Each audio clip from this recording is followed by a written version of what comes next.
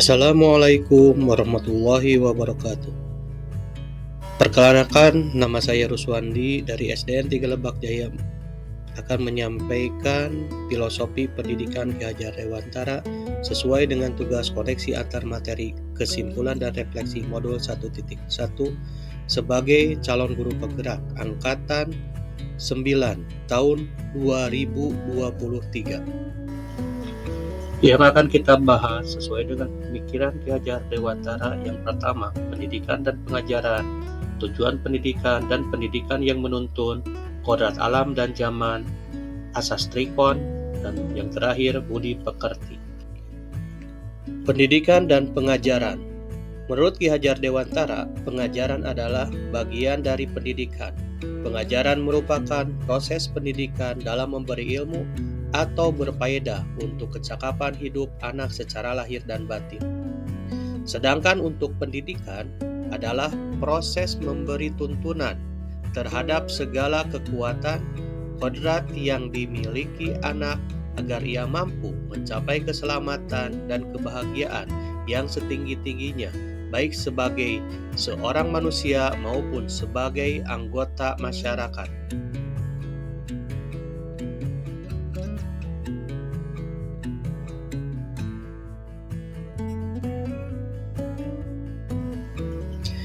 Pendidikan yang menuntun. Guru diibaratkan sebagai petani atau tukang kebun. Seperti jagung, hasilnya nanti bakalan jadi jagung.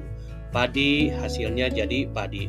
Nah, tugas kita sebagai petani menyiapkan lahan yang subur, menyirami, menghilangkan hama, memberi pupuk dan lain-lain.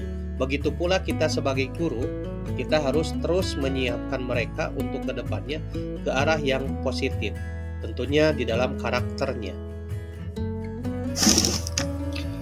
Proses menuntun yang sesuai dengan tugas kita sebagai guru itu kita lakukan menurut Ki Hajar Dewantara. Yang pertama, ingarso sung tulodo, yang di depan memberi teladan. Jadi kita sebagai guru harus memberikan teladan kepada peserta didik kita. Yang kedua, ingmadia mangun karso, yang di tengah membangun keinginan atau motivasi. Nah, kita sebagai guru juga harus memberikan motivasi kepada anak, yang tentunya anak yang membutuhkan motivasi untuk belajar, motivasi untuk mengembangkan dirinya. Yang ketiga, tutpuri handayani, yang di belakang memberi dorongan. Nah, kita juga sebagai guru harus memberikan dorongan kepada anak supaya lebih berkeinginan untuk lebih maju dan berubah. Kodrat alam dan kodrat zaman. Kodrat alam artinya pendidikan menyesuaikan lingkungan, alam, dan sosial anak. Sedangkan kodrat zaman, pendidikan menyesuaikan dengan zaman atau situasi sekarang ini.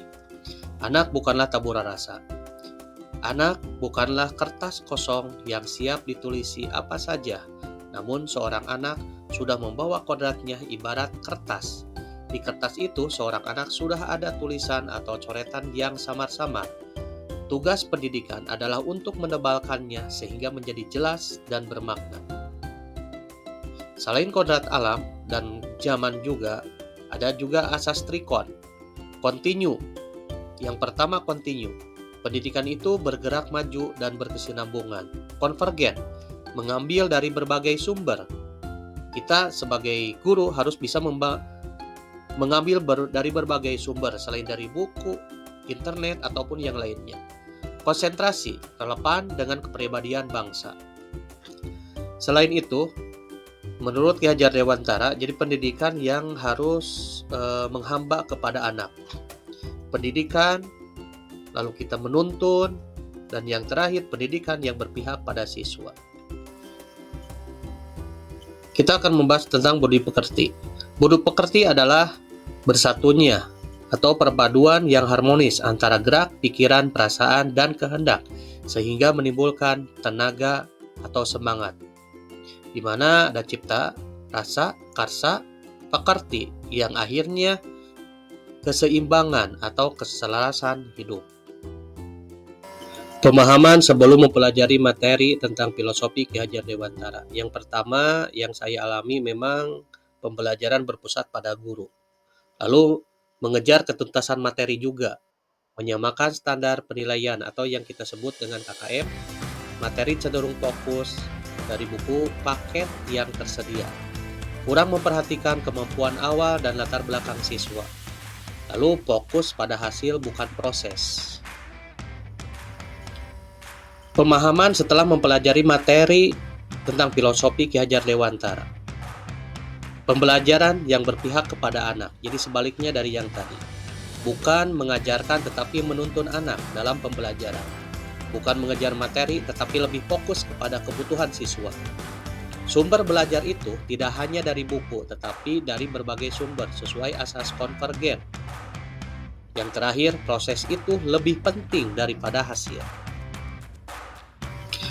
Rencana tindak lanjut yang saya akan lakukan, melaksanakan pembelajaran yang berpihak kepada peserta didik, merancang pembelajaran yang menarik seperti adanya e-speaking, metode yang interaktif, dan lain-lain.